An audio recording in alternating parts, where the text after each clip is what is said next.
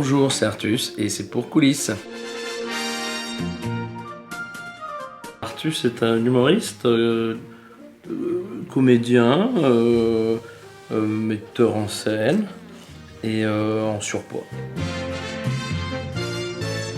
En fait, c'est pas moi qui me suis dit que j'allais faire de l'humour. Moi, j'étais dans la cuisine et c'est plutôt mes parents qui m'ont dit écoute, maintenant que t'as un diplôme, maintenant que t'as un bac pro, vas-y, lance-toi. Parce que voilà, pour moi, c'était trop dur d'en faire son métier. Donc c'est eux qui m'ont dit non, t'as peut-être un petit talent qui pourrait faire un petit quelque chose. Puis maintenant, je regrette pas et je leur dis encore merci. La cuisine, moi, j'adore, mais c'est pas que c'est pas une passion suffisante, c'est que je voulais vivre un minimum, un tout petit peu. Et en cuisine, non, tu vis pas. Je crois que c'est d'être juste venu au monde, je pense que ça fait un médecin. Quand il a dû voir ma gueule, et surtout la gueule de ma mère, je pense que ça a dû le faire marrer, parce que je pense que c'est ça, ma première blague. La blague qui marche à tous les coups, je peux pas la faire là. Pourquoi ? Parce qu'il faut des accessoires, il faut de la nudité et tout ça. Mais elle est très drôle. Jacques Brel, Tarantino et Éric Zemmour. Éric Zemmour. C'est pas que c'est pas ma meilleure expérience, les cours Florent, c'est juste que c'est la pire école de théâtre de France. Bonjour Florent.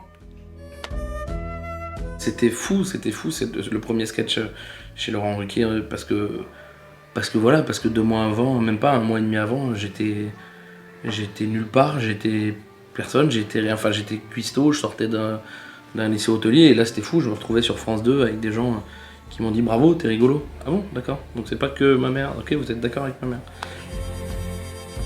Ils sont venus me repérer au Festival d'Avignon et voilà, ils m'ont proposé de faire l'émission et même ça en plus c'était marrant parce que ça s'est fait très vite parce qu'en fait Émilie qui gérait la programmation à l'époque, un jour elle m'appelle et me dit voilà, je sais pas, un truc genre le 8, tu démarres. Voilà, le 8, tu fais ta première.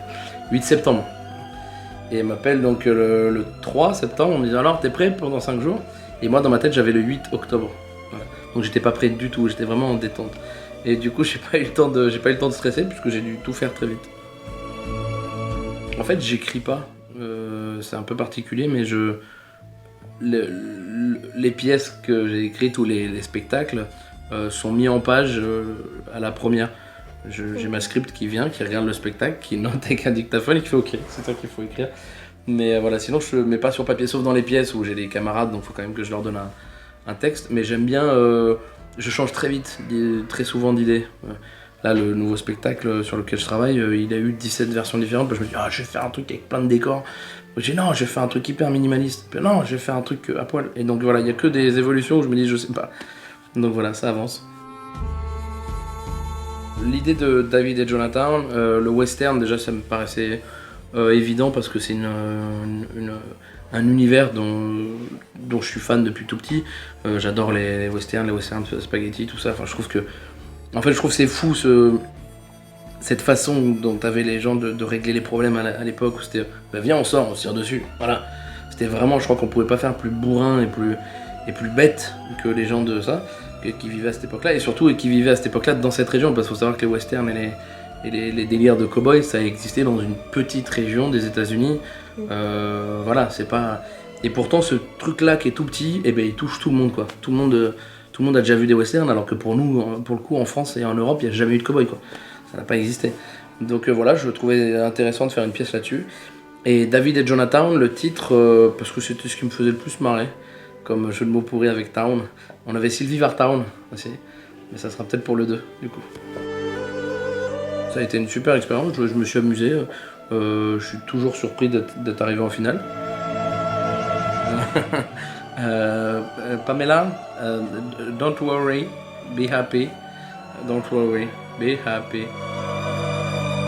Non, il n'y a pas de préférence dans tous les domaines. En fait, je continuerai à apprécier chacun des domaines différents tant que j'aurai les autres. C'est comme si, voilà, je sais pas, demain on me disait tu préfères la viande, le poisson ou les patates. Je vais pas dire les légumes, je peux pas, ça serait me trahir. Mais voilà, non, en fait, je trouve que c'est dans la variation et dans les changements qu'on apprécie qu'on apprécie les choses parce que ça évite de tomber dans cette monotonie de je fais toujours la même chose. Voilà. Moi j'ai choisi ce métier pour faire des choses différentes donc, et avoir un agenda hyper chargé, mais ça c'est cool.